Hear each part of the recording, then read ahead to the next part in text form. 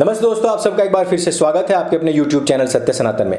आपको पता है कि मैं स्वाध्याय करता रहता हूं और मैंने आप लोगों को भी प्रेरणा दी थी कि भाई कम से कम धर्मवीर हकीकत राय जी की ये पुस्तक अवश्य पढ़ें। मेरी ये पुस्तक आज कंप्लीट हो गई है और आर्य समाज के 20 बलिदानी, यह पुस्तक भी बहुत जरूरी है आपके लिए, आपके बच्चों के लिए। ये कोई 30-30, 40-40 रुपए की पुस्तकें हैं जिनको आप सनातन हाट से खरीद सकते हैं और यहाँ से आप अन्य और भी बहुत सारी पुस्तकें खरीद सकते हैं। इन पुस्तकों का खरीदना, इनको पढ़ना बहुत जरूरी है। आज की जो हमारी खबरें हैं वो भी बहुत जरूरी हैं और किस प्रकार से हिंदू समाज के ऊपर लगातार हमले हो रहे हैं, किस प्रकार से हमने देखा कि भारत की सरकारें अभी तक हज की यात्रा पर सब्सिडी देती रही हैं, वही हज की यात्रा जहां पर पत्थर मारने की प्रैक्टिस वो लोग करते हैं ताकि कल कोई अंकुर आर्य, कोई अन्य हिंद सनातनी, कोई हिंदू व्यक्ति अगर अपने क्षेत्रों में से निकल रहा है अपनी धार्मिक यात्रा के लिए, अपने किसी कार्य के लिए, तो उसके ऊपर पत्थरबाजी की जा सके। क्योंकि ये लोग हमें शैतान का उपासक मानते हैं और जिस प्रकार से शैतान को पत्थर मारना होता है उसी प्रकार से प्रैक्टिस करके वहां आते हैं, लेकिन उसका प्रयोग हम लोगों पर करते हैं।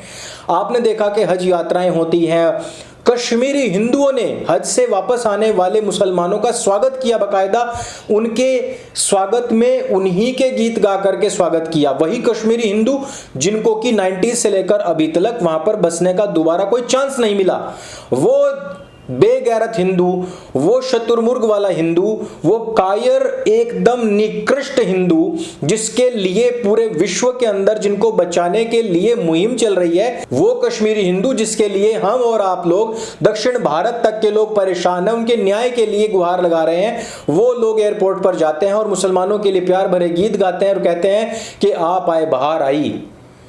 इस इतिहास को समझना इसलिए जरूरी है कि उनकी यात्राओं के लिए सब्सिडी, उनके लिए पलक पावड़े बिछाना, उनके लिए हज हाउस बनाना, उनके लिए इफ्तारी पार्टियों का इंतजामात करना और एक तरफ हमारी छोटी सी कावड़ यात्रा जो केवल भारतवर्ष से चल करके भारतवर्ष में ही और वो भी उत्तर भारत में ही समाप्त हो जाती है, उसके ऊपर सबसे पहले सीलमपुर में मांस के टुकड़े फेंके जाते हैं, उसके बाद में हरिद्वार के भरे बाजार में नमाज पढ़ी जाती है उन्हीं कावड़ियों के बीच में ही और उन्हीं कावड़ियों के ऊपर हमले होते हैं और आज उन्हीं कावड़ियों के ऊपर थूका जा रहा है।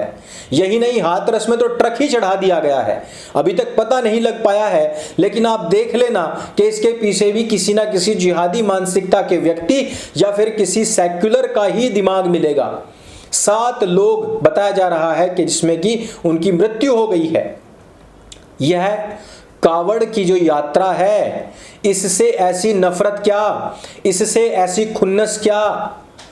आप और हम घरों में बैठे हुए साज सज्जा के साथ में, भक्ति भाव के साथ में घर में बैठ करके दूध चढ़ाएं, जल चढ़ाएं, घंटा बजाएं, दिया जलाएं, ये सब सामान्य है। लेकिन जो व्यक्ति पद यात्रा करके जाता है, कोई अपनी धार्मिक यात्रा पर अगर निकलता है, तो उसके तन की, मन की, उसकी पूरी मानसिक जो एकाग्रता है वो बनती है। यात्राओं से क्या होता है, पैदल यात्राओं से क्या होता है, इस बात को जरा समझिए। इन इस्लामिकों ने, इन जिहादियों ने कॉपी पेस्ट मार लिया, इन्होंने उसको उमराह का नाम दे दिया, लेकिन उमराह की गुमराही में इतना खो गए हैं कि यदि कोई व्यक्ति जिससे कि तुमने कॉपी पेस्ट मारा है, वो व्यक्ति सैकड़ों किलोमीटर तक पैदल चल करके अगर जा रहा है, जब शरीर, देखिए योग दर्शन में भी कहा है कि तपो द्वंद्व सहनम, द्वंद्वों को सहना ही तप है, ना कि आग के बीच में बैठना। एक एक पद यात्री, एक एक कावड़ यात्री इस समय पर तप कर रहा है और ऐसे में उनको परेशान करना, उनको दिक्कतें पैदा करना, यह हमारे धर्म के अनुसार पाप है। लेकिन उनकी किताब के अनुसार यदि किसी भी काफिर को थोड़ा भी आप संकटग्रस्त करेंगे, थोड़ा भी अगर आप परेशान करेंगे, थोड़ा भी अगर मुसीबत देंगे, तो उससे कौन सा अल्लाह खुश होगा, जिनका जिक्र इनकी किताबे हवा हवाई में कैप्टन मोमो साहब ने किया है। वही कैप्टन मोमो साहब जिन्होंने 23 साल में ये किताबे हवा हवाई उतारी और कहते हैं कि ये जो किताबें हवा हवाई है, ये उस अल्लाह की बाचिया बताई हुई है जिसने 6 दिन के अंदर अंदर पूरी ये कायनात बना दी थी।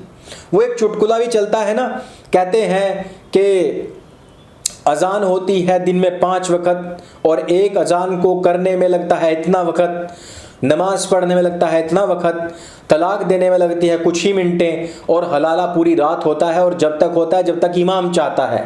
ठीक उसी प्रकार से इस किताब को, जो कि कॉपी पेस्ट है, मैंने पहले भी कहा, जो यहूदी और ईसाइयों से कॉपी पेस्ट है उसको बनाने में 23 साल लग गए, लेकिन पूरी कायनात को बनाने में 6 दिन लग गए।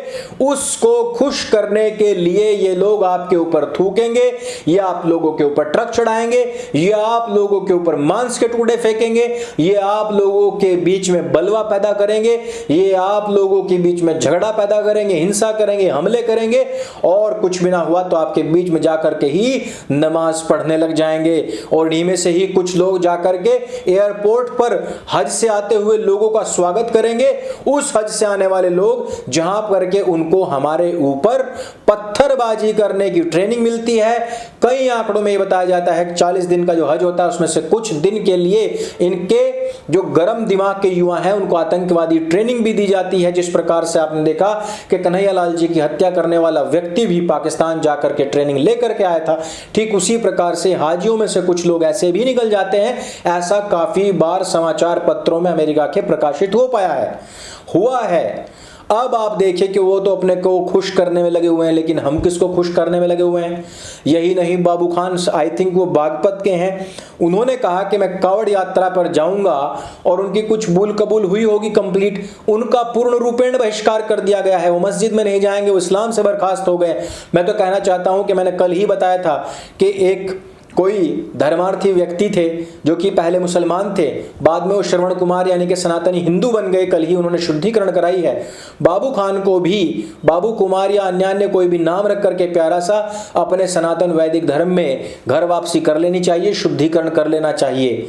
साथ ही साथ अपने परिवार को भी प्रेरित करना चाहिए, क्योंकि जहां पर आपकी आस्था है वहीं पर अगर आप रहें, टिके रहें तो ज्यादा अच्छा है। एक ही पेट से पैदा होने वाले 2 बच्चों की मानसिकता, विचारधारा और मान्यताओं में भी फर्क होता है, लेकिन यहां पर यह जिहादी कौम चाहती है कि 180 करोड़ लोग केवल और केवल एक ही बात को माने, एक ही विचारधारा को माने और एक ही रास्ते पर चलें। यह तो असंभव ही लगता है। सनातन ने कई मार्ग अपने यहां पर खोले हैं और अन्य प्रकार के विधाओं में अपनी भक्ति को वो कर सकते हैं, ईश्वर प्राप्ति का जो समाधान है मार्ग खोज सकते हैं। यही नहीं, आदि शंकराचार्य जी के मित्र भी जब सब छूट गए थे तो एक ऐसे चांडाल व्यक्ति उनके मित्र अंतिम समय तक रहे जो कि काशी जी में जो मृत शरीर होता है, जो उनका क्रियाक्रम कराया करते थे। आज भी वहां पर उनको राजा कहा जाता है। वह जो कि एकदम वाम पक्षी थे, जो कि आदि गुरु से बिल्कुल विपरीत विचारधारा रखते थे, उनका भी आपस में समायोजन हो गया। ज्ञान और भक्ति दोनों मार्गों का समावेश सनातन में है, लेकिन इन जिहादियों में तो अपने ही दोस्तों का, अपने ही मित्रों का, अपने ही फिरकों का भी समावेश नहीं है। आए दिन आपस की फिरका परस्ती में ही लगे रहते हैं। अन्य राज्यों से भी काफी सारी खबरें हैं कि किस प्रकार से राजस्थान में एक बार फिर से इस बात का फतवा मुसलमानों ने जारी कर दिया है कि अगर जुम्मे की छुट्टी नहीं हुई तो हम इस स्कूल को बंद करवा देंगे। नुपुर शर्मा का सपोर्ट करने के लिए एक मुस्लिम लड़के साद अंसारी की इस बेरहमी के साथ में पिटाई करी गई कांग्रेस के नेताओं के द्वारा कि वो बेचारा अब तक सदमे में है। उसने केवल नुपुर शर्मा का सपोर्ट किया क्योंकि उसने भी अपनी किताबों में बात पढ़ रखी थी कि इनके कैप्टन मोहम्मद साहब की जो शादी थी वो 6 साल की एक लड़की से, बच्ची से हुई थी। उसने कहा कि तो लिखा हुआ है, जायज है, कहां इसकी बात की मनाही है। उसने कहा कि हाँ, वो जिस वाहन पर या जिस जानवर पर बैठ करके बताया गया कि गए थे, हाँ उसी पर ही गए थे। सच बोलना भी पाप हो गया है इन जिहादियों के इस उम्मा के बीच में कि उन्होंने अपना ही बच्चा पीट दिया और इससे पहले एक आध मुसलमान और थे जिनकी और पिटाई हुई थी। ये विचारधारा है इन लोगों की, मानवता के रक्षक नहीं भक्षक हैं। ये लोग शांति प्रिय कौम के नहीं बल्कि अशांति के पूजक हैं। ये लोग मलेच्छ ही नहीं, केवल ये राक्षस प्रवृत्ति के नरभक्षी लोग हैं। इन लोगों से बच करके रहिए, इनका संपूर्ण बहिष्कार होना अत्यंत आवश्यक है और म्यांमार मॉडल पर, आसिन विराथू जी के मॉडल पर कार्य किया जाना अत्यंत आवश्यक है। भारतवर्ष में इस प्रकार की शिक्षाओं का प्रचार और प्रसार होना अत्यंत आवश्यक है जिसमें कि कंपैरेटिव स्टडी हो और 1400 साल पुराने इस जिहादी कौम को समाप्त किया जा सके, खत्म किया जा सके, इसकी विचारधारा को पूर्ण रूपेण धरती से वैनिश किया जा सके। अन्यथा यह मानवता का ऐसा संक्रमण, ऐसा कैंसर है कि यह किसी को नहीं छोड़ेगा, किसी को नहीं बख्शेगा। तो इस वीडियो में सिर्फ इतना ही। भारतीय हिंदुओं की पवित्र जितनी यात्राएं हैं उन पर ही क्यों हमले होते हैं? हज यात्रा पर आज तक कोई आतंकवादी हमला नहीं हुआ। एक यहूदी ने मक्का में जाकर के यात्रा कर ली, वीडियोग्राफी कर ली, उससे 180 करोड़ मुसलमान आज खतरे में आ गए। हो हल्ला मच गया है।